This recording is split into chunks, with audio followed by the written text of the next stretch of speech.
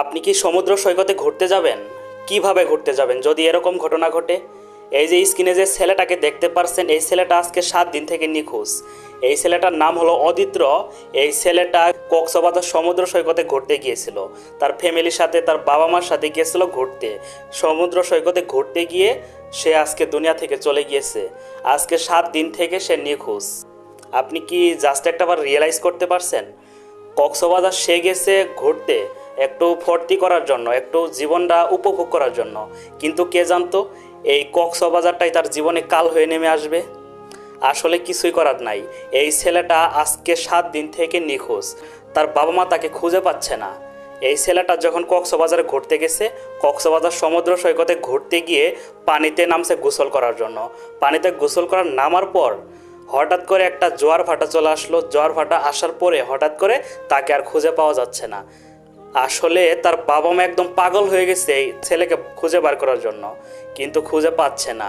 Fire service, সেনাবাহিনী, বিভিন্ন department, বিভিন্ন প্রশাসন ছেলেটাকে খোঁজার জন্য বহুবার চেষ্টা করতেছে, কিন্তু খুঁজে পাচ্ছে না।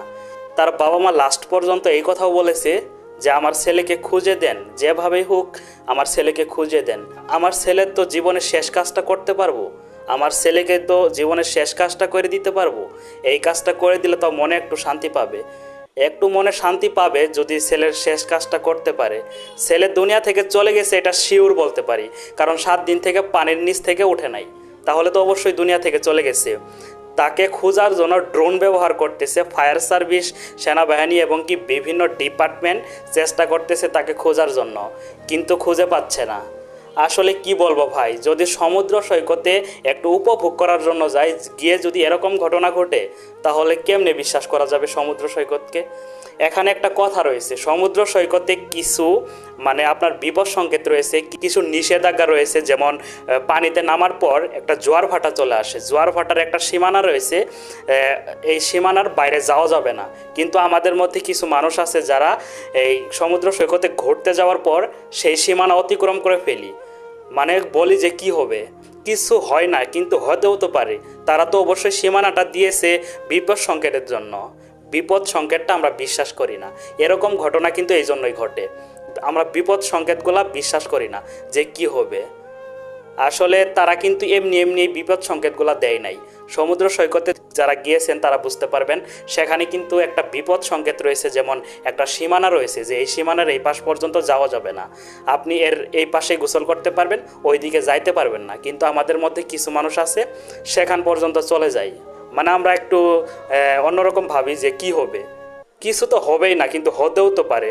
না হলে তো তারা কখনো এরকম সীমানা দিত না। কিছুই করার নাই। তবে এই ঘটনাটা দেখার পর আপনারা তো এখন বিশ্বাস করতেছেন যে আসলে এরকম ঘটনা ঘটে কিনা, আসলে কিছু একটা হয় কিনা। এখন তো আপনারা বুঝতে পারতেছেন এই অদিত্র আজকে 7 দিন থেকে খুঁজে পাওয়া যাচ্ছে না।